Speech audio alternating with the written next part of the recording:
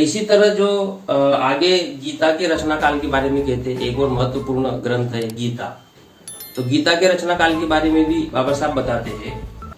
वो कहते हैं कि कौशाम्बी के अनुसार गीता की रचना गुप्त वंशीय नरेश बालदित्य के शासन काल में हुई। बालदित्य 467 ईस्वी में सत्ता पर बैठा था। अब कौशाम्बी के अनुसार, यानी कौशाम्बी ने जो भी अध्ययन किया होगा, जो भी सबूत निकाले होंगे, तो उसके अनुसार गीता की रचना वो कहते हैं कि बालदित्य के काल में हुई, और बालदित्य जो है 467 ईस्वी में गद्दी पर बैठा था। अब गीता की रचना इतने बाद की बताने के दो कारण हैं। तो आगे बाबा साहब कहते हैं कि आखिर गीता इतने बाद के काल में कैसी क्या लिखी गई, या ऐसा क्यों कहा गया कि गीता इतने बाद की रचना है, जबकि प्रतिक्रांति तो पुष्यमित्र शुंग ने 185 ईस्वी पूर्व में ही लगभग कर ली थी, 170-185 ईस्वी पूर्व में, और उस समय रामायण लिखना शुरू हो गया था पुष्यमित्र शुंग के दरबार में। महाभारत भी उसके आसपास की रचना है। तो फिर गीता इतना लेट 467 ईस्वी की गीता ऐसा कौशाम्बी क्यों कह रहे हैं? तो इसके लिए सबूत बाबा साहब देते हैं कि शंकराचार्य का 788 ईस्वी से 820 ईस्वी, यानी शंकराचार्य जो है 788 ईस्वी से 820 ईस्वी में उन्होंने भागवत गीता पर भाष्य लिखा। इससे पहले गीता को कोई नहीं जानता था। इसका मतलब शंकराचार्य के पहले गीता लिखी गई। यानी शंकराचार्य ने मान लो 788 ईस्वी से लेकर 820 ईस्वी तक, यानी 10-20 साल का जो अंतर है, तो इसमें उन्होंने गीता के ऊपर भाष्य लिखा। इसके पहले गीता को कोई जानता नहीं था। इसका मतलब यह है कि शंकराचार्य जो हुआ वो अगर 788 ईस्वी में ये काम किया, तो उसके पहले गीता लिखी जा चुकी थी। तो कम से कम गीता 788 ईस्वी के पहले की तो है ही है। ये इस बात से साबित होता है। दूसरा, वसुबंधु नाम का जो व्यक्ति था, उसने एक विज्ञानवाद नामक संप्रदाय चलाया था। वसुबंधु ने विज्ञानवाद नामक संप्रदाय चलाते थे। ब्रह्मसूत्र भाष्य में विज्ञानवाद की आलोचना की गई है, और गीता में एक जगह ब्रह्मसूत्र भाष्य का उल्लेख किया गया है।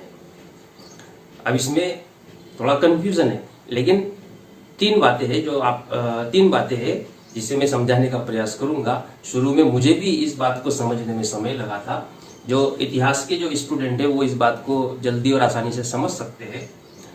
तो जो हमारे जैसे सामान्य लोग हैं जिन्होंने इतना गहराई से उसका अध्ययन नहीं किया है, तो थोड़ा मुश्किल जाता है। लेकिन मैं बताने का प्रयास करता हूँ कि वसुबंधु जो है, बाबा साहब ये बताना चाह रहे हैं कि वसुबंधु ने विज्ञानवाद इस संप्रदाय को चलाया था, विज्ञानवाद नाम से। फिर ब्रह्मसूत्र भाष्य में विज्ञानवाद की आलोचना हुई है। इसका मतलब ब्रह्मसूत्र जो है वो वसुबंधु के विज्ञानवाद के संप्रदाय के बाद में लिखा गया। कौन? ब्रह्मसूत्र भाष्य। तभी तो विज्ञानवाद की आलोचना की ना, उसमें विज्ञानवाद के खिलाफ में ब्रह्मसूत्र में कहा गया है। तो वसुबंधु ने विज्ञानवाद पहले चलाया, उसके बाद में ब्रह्मसूत्र भाष्य में विज्ञानवाद की आलोचना की, और गीता में एक जगह ब्रह्मसूत्र भाष्य का उल्लेख है। अब फिर गीता ने क्या किया, वो ब्रह्मसूत्र का उल्लेख किया। इसका मतलब गीता ये ब्रह्मसूत्र के बाद में लिखी गई।